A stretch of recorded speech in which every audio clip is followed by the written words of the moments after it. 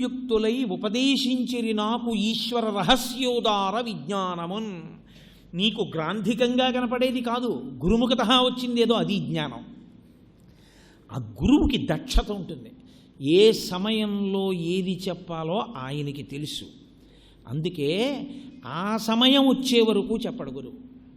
ఆ సమయం ఎప్పుడో పసిగట్టగలగడమే గురువు యొక్క గొప్పతనం. ఈ లోపల దిగిపోతే నీ కర్మ అంతే. అన్నం ఉడికే వరకు ఉంచాలి పొయ్యి మీద. ఉడకకుండా నీకాకలిగా ఉందని మంట దించేసినా కింద పెట్టినా ఒక్క మెతుకు నీకు పనికిరాదు, అన్నం పలుకైపోతుంది. అలాగే గురువుగారిని ఎంతకాలం సేవించాలి అంటే గురువుగారు పక్వాన్ని పట్టుకుని చెప్పేంతవరకు. కృష్ణుడు ఇప్పుడు చెప్తాడు యుద్ధభూమిలోని అర్జునుడు అనుకున్నాడా? రావణుడితో యుద్ధం చేసేటప్పుడు నాకు ఆదిత్య హృదయం ఇస్తారు అగస్త్య మహర్షి వచ్చిన రామచంద్రమూర్తి అనుకున్నారా? ఎప్పుడు ఎవరు పరిపక్వత పొందారని గురువు భావిస్తాడో అప్పుడు ఆ సమయంలో ఆ కావలసిన జ్ఞానాన్ని ఉపదేశం చేస్తాడు. కాబట్టి ఉపదేశించిరి నాకు ఈశ్వర రహస్యోదార విజ్ఞానమున్. ఆ ఈశ్వర రహస్యమైనటువంటి జ్ఞానాన్ని నాకు ఉపదేశం చేశారు. గురువుగారి నోటి వెంట వచ్చేటటువంటి మాట ఏదుందో అది పట్టేసుకుంటుంది అంతే మనసుని. అది పట్టుకుని జీవితాన్ని మలుపు తిప్పుతుంది. అందుకే గురువు యొక్క శక్తి అంతా ఎక్కడుంటుంది అని అడిగారు. గురువుగారి శక్తి అంతా గురువుగారి యొక్క అగ్నిహోత్రమే. అగ్నిహోత్రం అంటే బాహ్యాగ్నిహోత్రం కాదు, గురువుగారి యొక్క వాక్కుయే అగ్నిహోత్రం. అగ్నికి ఎలా కాల్చే లక్షణం ఉంటుందో గురువు యొక్క మాటకి ఆ శక్తి ఉంటుంది. ఒక్క మాట గురువు మాట్లాడితే అంతే, ఆ అజ్ఞానము దహించుకుపోతుందంతే. కోటి జన్మలలో మీరు చేసేటటువంటి సాధనా బలం ఎంతటిదో గురువుగారి మాట వలన వచ్చేటటువంటి మార్పు అంత గొప్పది. శాస్త్రంలో ఒక మాట అంటారు, ఏది పోయినా ఒక్కటి మిగిలితే నువ్వు బెంగపెట్టుకోకు. సత్పురుషులతో నీకు సహవాసం కుదిరితే, వారు నిన్ను పేరు పెట్టి పిలిచేంత పరిచయం నీకు వస్తే చాలు, నీకు పెద్ద అభ్యున్నతి కలిగిందని గుర్తు. నువ్వు దానికి దూరం అయిపోతే నీకు ఎన్ని ఉన్నా నువ్వు మూలాన్ని పోగొట్టుకున్నవాడివి అని గుర్తు. అని భాగవత స్పర్శ ఎన్నడూ పోగొట్టుకోకూడదు. ఆ సత్సంగం మనిషిని ఎంతో ఉద్ధరిస్తుంది. ఎందుచేత అంటే రామకృష్ణ పరమహంస ఒకానొకప్పుడు ఒక్క మాట అన్నారు, సంసారము సంసారము సంసారం అని చెప్పేసి అందరూ సంసారుల్నే తప్పుపట్టి మాట్లాడుతుంటారు కదా, సంసారమునందున్న దోషమేమి అని అడిగారు ఒక ఆయన. ఆయన ఎంతోమందిని అడిగాడు అంతకుముందు. పరమహంస ఒక నవ్వు నవ్వి అన్నారు, సంసారమునందు దోషము లేదు, సంసారమును సరిగా అర్థం చేసుకోకపోవడంలోనే దోషము. సంసారము తప్పైతే గృహస్థాశ్రమంలోకి వెళ్ళమని ఎవరు చెప్పరు. అది వేదాంతర్గతము కాదు. అసలు పెళ్ళిళ్ళు చేసుకోవడం అనడానికి మంత్రాలు ఉండవు. గృహస్థాశ్రమము తప్పు కాదు, సంసారమునందు ఉండడం తప్పు కాదు, సంసారమును సరిగా అర్థం చేసుకోని వాడిది తప్పు అని ఆయన ఒక్క ఉపమానం చెప్పారంతే. ఏ పేజీలు పుస్తకాల ప్రసంగం ఆయన చేయలేదు. ఒంటె ఉంటుంది, ముళ్ళ పొదలలోకి వెళ్ళి ఇంతంత పెరుగుతాయి, బ్రహ్మజీవుడు ముళ్ళు అని ఎడారులలో. ఇంతంత పెరిగినటువంటి ముళ్ళ దగ్గరికి వెళ్ళి దాని దవడలు బాగా వేలాడుతూ ఉంటాయి. ఆ దవడలు విప్పి కురుకుతుంది. కొరికితే ఆ ముళ్ళు దాని ముక్కులో, నాలుక కింద, దవడల్లో గుచ్చుకుంటాయి. గుచ్చుకుంటే దానికి ఎలా ఉంటుందంటే, అన్ని ముళ్ళు గుచ్చుకుంటుంటే వాటిని నవిలే ప్రయత్నం చేస్తుంటే దాని ముట్టి నుంచి నెత్తురు ధారల కింద కారుతూ ఉంటుంది. దానికి అది గుచ్చుకున్నంతసేపు సంతోషంగా ఉంటుంది, కాసేపు నవ్వులుతుంది. నవిలిన తర్వాత ఒంటె తల పైకెత్తి చూస్తుంది. అది కొరికినటువంటి పొదల నిండా నెత్తురే, ముట్టి నింటి నెత్తురు కారుతూ ఉంటుంది. చూసుకుంటుంది నాలుకతో నాకి, చిచ్చి ఏమి సుఖం ఇందులో, ఈ ముళ్ళు ఇలాగే నేను కొరుకుతూ ఉంటాను, గుచ్చుకున్నప్పుడు బాగున్నట్టుంటుంది, కానీ ఎంత నెత్తురిపోయింది, ఎంత బలహీనమైపోయాను, చిచి ఇంకా నేను ఎప్పుడూ ఈ పొదల జోలికి రాను, ఇక ముళ్ళు కొరకనంటుంది.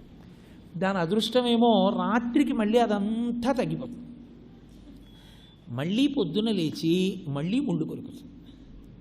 అంటే ఇది చెయ్యకూడని పని అని తెలిసి కూడా చెయ్యకుండా ఉండలేని తనమే సంసారమునందు కూరుకోవడం. సంసారమునందుండి చెయ్యగలిగిన పని చేసి చెయ్యకూడని పని ఇదని తెలుసుకుని దాన్ని విడిచిపెట్టగలిగిన శక్తి పెంచుకుని వైరాగ్యం పొందితే సంసారాన్ని మించిన ఓషధే లేదు తరించడానికి. అర్థం చేసుకోవడంలో తప్పు, సంసారము తప్పని ఎవరూ చెప్పలేదన్నారు. అంతే ఆ శిష్యుడికి అర్థమైంది, అతని జీవితం మారిపోయింది. అంతే గురువుగారు ఉపమానం వేసి మాట్లాడటం అంటే అలా ఉంటుంది. సమస్త శాస్త్రములను శోధన చేసి మీరు నేర్చుకోవలసిన దాన్ని నీకు ఉన్నటువంటి వ్యాధిని బట్టి ఎంత ఔషధి వాడాలో తెలుసుకుని ఇచ్చిన వైద్యుడిలా భవరోగమునకు గురువు అటువంటి మాట అన్న ఔషధిని ఇస్తాడు. ఆ సత్సంగమునకు ఉండేటటువంటి శక్తి అటువంటిది. నేను ఈ మధ్యనే ఎక్కడో పుస్తకంలో చదివాను, పళ్ళు నాలుక ఈ రెండు కలిసి సహజీవనం చేస్తుంటాయి, నోట్లో ఎప్పుడూ కలిసే ఉంటాయి. ఒకానొక నాడు నాలుక పళ్ళని అడిగింది, నేను రుచి ఒకటే చూస్తాను కానీ నిజానికి కఠినమైన పదార్థాలని పెడితే నేను రుచి చెప్పలేను. ఓ పాలకాయలని చేస్తారు, అవి నేను చప్పరించలేను, కానీ మీరు పాపం కష్టపడి వాటిని నవిలి గుండ చేసి నా మీద పెడతారు. నేను చక్కగా ఇంత రుచిగా ఉందని దాని రుచి చూసి లోపలికి తోస్తూ ఉంటాను. ఇలా ఎన్ని పెట్టారో నవిలి మీరు. కాబట్టి మీరు నాకు ఎంతో ఉపకారం చేశారు, మీతో కలిసి ఉన్నందుకు నాకు ఈ ప్రయోజనం వచ్చింది. మీకు నేను ఏదైనా ఉపకారం చేద్దాం అనుకుంటున్నాను, కాబట్టి మీకు నేనేం ఉపకారం చేయగలను చెప్పండి. మీరు 32 మంది, నేను ఒక్కదాన్ని. 32 మంది కలిసి నాకు ఒకదానికి ఉపకారం చేస్తున్నారు ఇన్నాళ్ళ నుంచి. నేను ఒక్కదాన్ని మీ 32 మందికి కూడా ఏదైనా ఉపకారం చేస్తాను, ఏం చెయ్యమంటారని అడిగితే పళ్ళు అన్నాయి, మాకు నువ్వు చెయ్యగలిగిన ఉపకారం ఒకటే, మేము పెట్టినదంతా తిను చక్కగా, పనికి మాలిన మాటలు మాత్రం మాట్లాడకు. ఎందుకంటే నువ్వు పనికి మాలిన మాటలు మాట్లాడడం వల్ల ఊళ్ళో వాళ్ళు అంటున్నారు నీ పళ్ళు రాలగొడతానంటున్నారు. మేము చేసిన తప్పే, మాట్లాడింది నువ్వా, రాలవలసింది మేమా? సత్సంగం లేకపోతే వచ్చేటటువంటి వ్యతిరేక పరిణామం కూడా అలాగే ఉంటుంది. మీరెవరితో కూడారు అన్నదాన్ని బట్టి ఉంటుంది. ఇనుముని అగ్నిహోత్రం మీద పెట్టి ఉంచి కిటికీ ఊచగా పెట్టారనుకోండి పనికొస్తుంది. ఇనుము నీటితో సంపర్కం చెందిందనుకోండి ఇంత ఇనుము తుప్పట్టి విరిగిపోతుంది. దేనితో మీరు కలిశారు అన్నదాన్ని బట్టి మీ జీవితం యొక్క అభ్యున్నతి ఉంటుంది. కాబట్టి సత్సంగ ప్రయోజనం, గురువుని సేవించడం వల్ల వచ్చేటటువంటి ప్రయోజనాన్ని మాట్లాడుతున్నారు.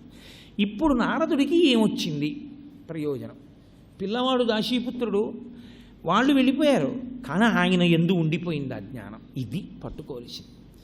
అదే పనిగా అస్తమానం మీకు పక్కన కూర్చుని బోధ చేయరు, బోధ చేసిన దాంట్లోంచి ఒక్క విషయాన్ని పట్టుకుని అనుష్ఠించడం ప్రారంభం చేస్తే అది జీవితాన్ని మారుస్తుంది.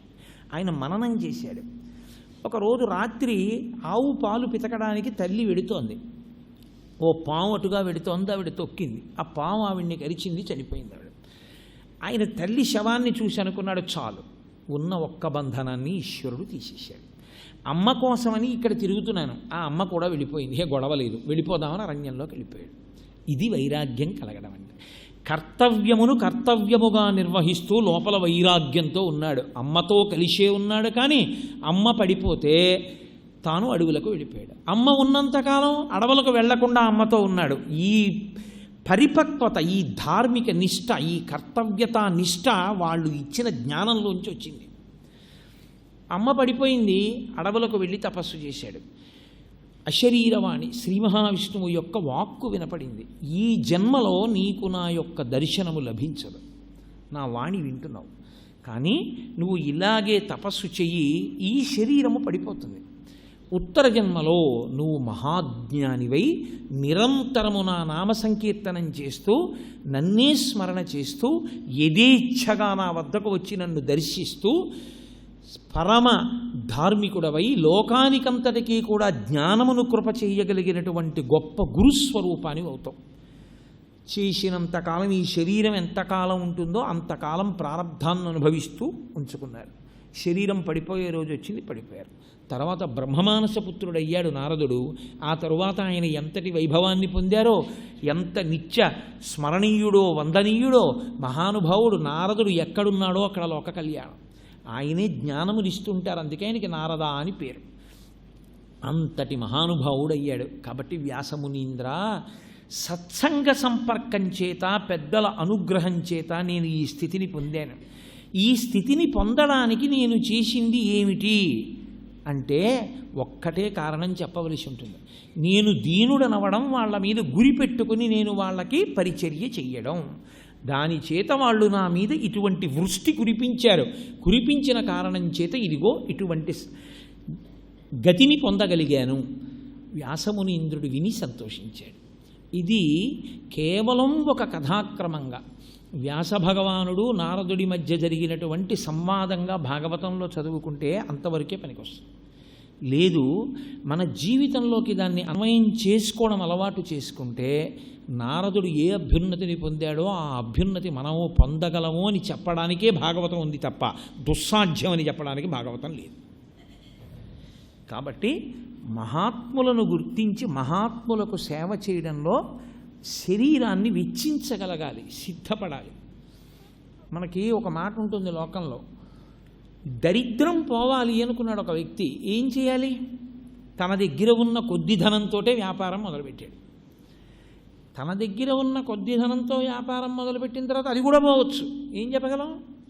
తన దగ్గర ఉన్న కొద్ది ధనంతో వ్యాపారం మొదలుపెట్టినటువంటి వ్యక్తి ఇది కూడా పోయినా సరే, దీనివల్ల నేను శ్రీమంతుడని అయిపోయినా సరే అని మొదలుపెట్టాడు.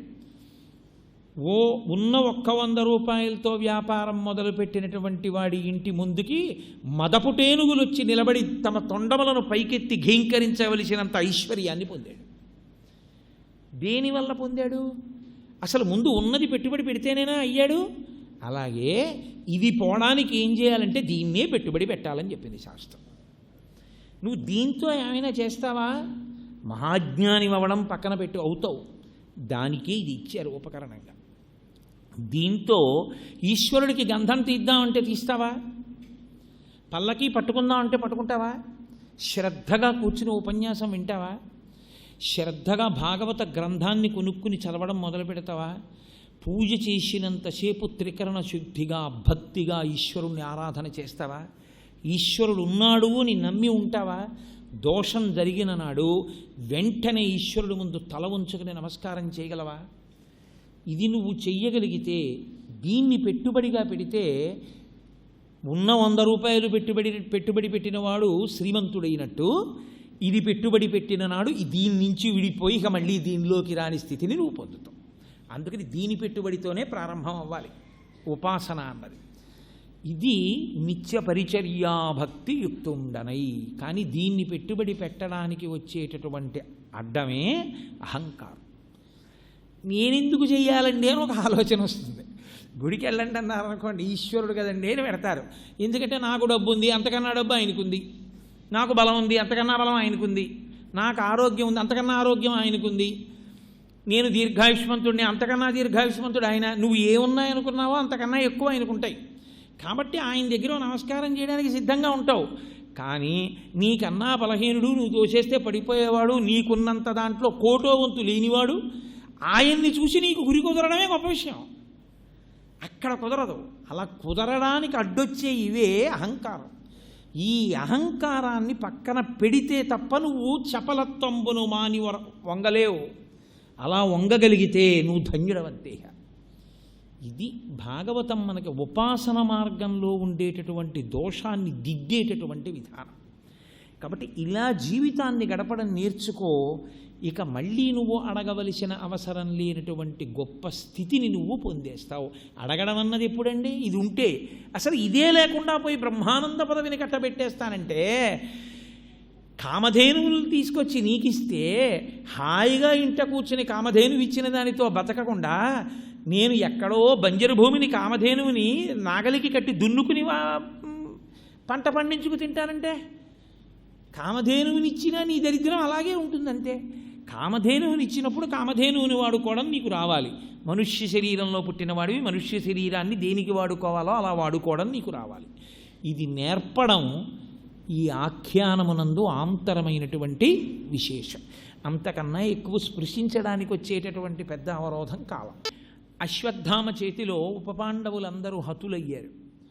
ఇప్పుడు పాండవులకి చాలా ఆశ్చర్యకరమైనటువంటి కష్టం ఒకటి వచ్చింది. ఇది గట్టెక్కలేని కష్టం.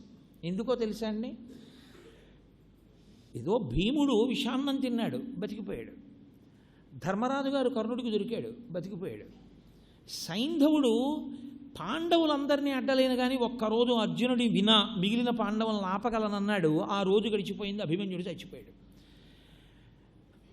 ఘటోత్కచుడు వచ్చాడు, కర్ణుడి యొక్క బ్రహ్మాండమైన ఒక అస్త్రం పోయింది. కాబట్టి పాండవులు బతికిపోయారు. కష్టాలన్నీ గట్టెక్కారు. ఇవన్నీ ఎందుకు గట్టెక్కారు? సంసారమునందున్నవాడికి ఒక లక్షణం ఉంటుంది. తన వరకు తాను అనుభవించి వెళ్ళిపోవడం కాదు ప్రయోజనం. తన వెనక ఆత్మజుడు కొడుకోడు ఉండాలి, బిడ్డలు ఉండాలి, కడుపున పుట్టిన వాళ్ళు ఉంటే కదా ఓదార్పు. ఇంత కురుక్షేత్ర యుద్ధం జరిగింది. భీష్మద్రోణాదుల వంటి మహాపురుషుల్ని కూడా నిగ్రహించి కొన్ని అక్షౌహిణీల సైన్యాన్ని పరిమార్చి కురుక్షేత్ర యుద్ధంలో దుర్యోధనుడి యొక్క తొడలు విరగ్గొట్టి కొంతమంది ధర్మమన్నా కొంతమంది అధర్మమన్నా ఆఖరికి శత్రువుల్ని నిశ్శేషంగా పోగొట్టి రాజ్యాన్ని పొందారు. కానీ ఎవరు ఉత్తరాధికారులో వాళ్ళు లేరు. అపాండవం అంటే ఉత్తరాధికారులు లేని స్థితి. ఇప్పుడు ద్రౌపదీదేవి కొడుకులేరి, మహారాజ్ఞి బిడ్డలు లేరు, పిల్లలందరూ చచ్చిపోయారు, రాజ్యం వచ్చింది. ఇప్పుడు ఆ రాజ్యం మనసుకి శాంతినిచ్చేదా, మనసుకి బాధ కల్పించేదా? మీరు కొంచెం జాగ్రత్తగా గమనించవలసి ఉంటుంది. ఒకడు లేక ఏడుస్తున్నాడు, కానీ వాడికి ఒక పెద్ద ఓదార్పు ఒకటి ఉంది. ఏమిటో తెలుసా అండి? మాట విని వీధి దీపం కింద చదువుకునే 2 పిల్లలు ఉన్నారు. ఎప్పటికైనా పిల్లలు వృద్ధిలోకి వస్తారు. ఒకడికి 1,00,000 కోట్లుంది, వారసుడే లేడు. వాడికి ఎంత బాధగా ఉంటుంది. అయ్యో, కడుపున పుట్టిన బిడ్డ లేడు, ఏం చెయ్యాలి ఇదంతా అంటాడు. అన్నీ ఉన్నా తాను ఉడికిపోతూ ఉంటాడు. ఏరి వారసులేరి సింహాసనం మీద కూర్చోబెట్టడానికి. ఇప్పుడు ఆ పాండవుల యొక్క వంశంలో మిగిలిన ఏకైక నలుసొకటి ఉంది. అది ఉత్తరాగర్భంలో పెరుగుతోంది. అభిమన్యుని యొక్క భార్య ఉత్తర. కాబట్టి అర్జునుని యొక్క కొడుకు అభిమన్యుడు కనుక అభిమన్యుని యొక్క భార్య అయిన ఉత్తరాగర్భంలో పెరుగుతున్నవాడు కనుక ఈ కడుపులో పెరుగుతున్నటువంటి పిండం పైకొస్తే ఈ పిల్లవాడు పెరిగి పెద్దవాడై సుశిక్షితుడైతే అతనికి రాజ్యం అప్పజెప్పాలి పాండవులు. ఇది తమ వరకు తమ స్వార్థంతో కాదు. ఒకటి, తమకి వారసుడు ఉండాలి. 2, ఇంత కష్టపడి తాము స్థాపించినటువంటి ధర్మానికి కొనసాగింపు చేసేవాడు ఒకడు ఉండాలి. అది దూరదృష్టి. ఇవాళ నువ్వు తెచ్చిపెట్టావు వ్యవస్థని రేపు నిలబెట్టేవాడు ఒకడు లేకపోతే ఈ ఆలోచన ఎవరికి ఉంటుందో వాడే దూరదృష్టి కలిగిన వాడు. అందుకే పీఠాలు పెట్టినటువంటి ఏకైక సన్యాసి శంకర భగవత్పాదులు ఒక్కరే. పీఠములను ఇతర సంప్రదాయాల్లో వాళ్ళు పెట్టలేదు. శంకర భగవత్పాదులు ఒకరే పెట్టారు. శంకర భగవత్పాదులు ఆ రోజు అధర్మాన్ని ఖండించి అవైదికాన్ని ఖండించి వైదిక మతాన్ని స్థాపించి అమ్మయ్య స్థాపించేశాను కదా అని అవతార పరిసమాప్తి చేసి ఉంటే వైదిక మతం నిలబడి ఉండేదా? 4 వేపులా కాపు పెట్టారు 4 పీఠాల్ని. తూర్పున జగన్నాథులో గోవర్ధన పీఠము, పడమర ద్వారకలో కాళికాపీఠము, ఉత్తరమున బదరికాశ్రమములో జ్యోతిపీఠము, దక్షిణమున శృంగగిరిలో శారదాపీఠము. 4 పీఠములు పెడితే 4 పీఠములకు ఒక పీఠాధిపతి యొక్క ఆయుర్దాయం పూర్తయిపోయే సమయానికి ఆ పీఠాధిపత్యానికి రావలసినటువంటి వ్యక్తి ఎక్కడో పుట్టి అంత వైరాగ్య సంపత్తి కలిగినటువంటి వాడై, అంత భక్తి జ్ఞానములు శాస్త్ర ప్రవేశమున్నటువంటి వాడై, పదవాక్య ప్రమాణ పారావార పారీణ అని ఒక మాట అంటుంటారు గురువందనం చేసేటప్పుడు. ఆ ఒక్క మాట చాలు. పదవాక్య ప్రమాణ పారావార పారీణ అన్నది ఎంత గంభీరమైన మాటో తెలుసా అండి? అది అనిపించుకోవడానికి సాహసం ఉండాలి. అంత తేలికైన విషయం ఏం కాదది. అందులో ఒక శాస్త్రాధ్యయనం చేయడం కష్టం. అటువంటి సముద్రాన్ని ఈది అవతల ఒడ్డున నించున్నవాడు అని. ఏమి అటువంటి వాడు పుట్టాలంటే కారణజన్ముడై ఉండాలి తప్ప సామాన్యంగా పుట్టి పెరిగిన వాడికి ఆ స్థితి రాదు. పదవాక్య ప్రమాణ పారావార పారీణ అని మీరు ఎవరినైనా అన్నారంటే అది నిజంగా అన్వయమైతే ఆయన కారణజన్ముడే. ఏదో ఈయనకి అన్నాం కదా అని ఇంకోళ్ళని కూడా అనేస్తాను అంటే నేను చెప్పలేను. కానీ నిజంగా పదవాక్య ప్రమాణ పారావార పారీణ అయ్యాడు అంటే ఆయన కారణజన్ముడని గుర్తు. అంతటి కారణజన్ములు ఇప్పటికీ పుడుతున్నారు 4 పీఠాలకి అంటే అది కేవలం శంకర భగవత్పాదులు ఆనాడు చేసిన సంకల్పం. ఆయన సంకల్పం చేశారు కాబట్టి ఇప్పటికీ పీఠాధిపతులు వస్తున్నారు. అవిచ్ఛిన్నంగా ఆ పరంపరాగతంగా శంకరాచార్యుల వారి సంప్రదాయం నడుస్తోంది అంటే ఈ మొదటి నమస్కారం శంకర భగవత్పాదులకి. ఆయన సంకల్పానికి ఈనాటి పీఠాధిపతులు అందరూ ఉన్నారు. ఈ మాట నేను అన్నప్పుడు ఇవాల్టి పీఠాధిపతులు కూడా ఎంతో సంతోషిస్తారు, నేను తప్పు అంటలేదు కాబట్టి శంకర భగవత్పాదుల యొక్క సంకల్పం అండి అది. శివ సంకల్పమస్తు. 4 పీఠములు 4 వేపుల నిలబడి ఇంత ధర్మప్రచారం చేసి శరీరము సొక్కిపోయినా శివలింగాభిషేకాలు చేస్తున్నారు కాబట్టి ఈ పాటి వర్షాలు మనకు పడుతున్నాయి. వాళ్ళు చేసిన తపస్సు ఇంకా వైదిక మతాన్ని కాపాడుతోంది. లేకపోతే ఇవాళ రకరకాలుగా జరుగుతున్న దాడులకి ఎంత లుప్తమైపోవాలి. నిలబడగలిగింది అంటే అది శంకర భగవత్పాదుల యొక్క అనుగ్రహం. ఇది దూరదృష్టి. ఈ దూరదృష్టి స్వార్థంతో కాదు, ధర్మం కోసం. అలా పాండవుల యొక్క పరివేదన ధర్మం కోసం. మేము సరే కొంతకాలం చేస్తాం రాజ్యం, శరీరం అన్న తర్వాత పడిపోతుందిగా. మరి పడిపోయిన తర్వాత ఉత్తరాధికారిడి? అరే మా తాతలు ఇంత కష్టపడి సంపాదించిన రాజ్యం, ధర్మం కోసం ఇంత పోరాటం చేశారు, ఇన్ని కష్టాలు పడ్డారు మా వాళ్ళు, ఆ ధర్మాన్ని నేను నిలబెట్టాలి అనేటటువంటి స్పృహ కలిగిన వారసుడేడి? మరి ధర్మం ఎలా నడుస్తుంది? మా తర్వాత మళ్ళీ ఎవరు వస్తారో సింహాసనానికి? అటువంటప్పుడు మిగిలినటువంటి ఏకైక నలుసు ఉత్తరాగర్భంలో ఉన్నాడు. అందుకే పుట్టగానే పిల్లవాడు విద్వాంసులను పిలిచి ధర్మరాజు గారు జాతకర్మ చేయించి అడిగాడు, ఈ పిల్లవాడు భవిష్యత్తులో ఎలా ఉంటాడు అని అడిగాడు. భవిష్యత్తులో ఎలా ఉంటాడు అంటే మనకి ఏదో ఒక నలుసు పుట్టింది కదా, వాడు ఎలాంటి వాడైతే మనకెందుకని భరించినవాడు కాడు. వీడు లోకంలో ధర్మాన్ని నిలబెట్టేవాడే అవుతాడా? మీ వంశంలో పూర్వులను మరిపించగలిగినంత ధార్మిక నిష్ట కలిగిన వాడవుతాడన్న నాడు సంతోషించాడు ధర్మరాజు గారు. అది ధర్మరాజు గారంటే మహానుభావుడు, అది పాండవులంటే, అది ద్రౌపదీదేవి అంటే. అటువంటి వాళ్ళని గురించి చౌకబారు విమర్శలు చేసి మాట్లాడడం చాలా అన్యాయమైన విషయం. అది పరిణితి లేని మాట మాట్లాడకూడదు. కాబట్టి ఆనాడు ఉత్తరాగర్భంలో నలుసు మిగిలిపోయింది. ఇంత తప్పు చేసిన అశ్వత్థామని విడిచిపెట్టారు. ద్రౌపదీదేవి ప్రార్థన చేసింది, అర్జునుడు విడిచిపెట్టాడు. తప్పు చెయ్యడం కొంతమంది జీవితంలో వరంగా మారుతుంది. తప్పు చేసి పరితాపానికి లోనవుతారు, పరితాపానికి లోనై మారిపోతారు. అందుకే పూర్వాశ్రమము అని ఒకటి ఉంటుంది. పూర్వాశ్రమంలో తప్పు చేసిన వాడే పరిణితిని పొందుతాడు ఒక్కొక్కసారి. అసలు పూర్వాశ్రమం అంతా శుద్ధంగానే ఉంటే అందులోనే కొనసాగే అవకాశం ఉంటుంది ఒక్కొక్కసారి. అరబిందో పూర్వాశ్రమం ఏమిటి అని నన్ను అడిగితే, అంతటి మహనీయుడు అనిపించుకున్న అరబిందో పూర్వాశ్రమం వేరొకలా ఉంటుంది. కానీ ఆయన పరిణితి పొందిన తర్వాత ఏమిటి అన్నది మనం పరిశీలనం చేయవలసి ఉంటుంది. కాబట్టి ఇప్పుడు ఉత్తరాగర్భంలో ఉన్నటువంటి పిల్లవాడు కూడా బతకకూడదు, పాండవులు కూడా బతకూడదు. ఏమిటి వస్తుంది అశ్వత్థామకి? ఒకరేమో ధర్మం కోసం పరితపిస్తున్నారు, ఒకడేమో వ్యక్తిగతమైన స్వార్థం కోసం అలమటిస్తున్నాడు. అందుకు చిరంజీవివైన ఉగ్రభూతానివై తిరిగన్నాడు కృష్ణుడు అశ్వత్థామని. ధర్మాన్ని విడిచిపెడితే ఆ శాశ్వతత్వం ప్రమాదకరంగా ఉంటుంది. సర్వం శ్రీ ఉమామహేశ్వర పరబ్రహ్మార్పణమస్తు. స్వస్తి.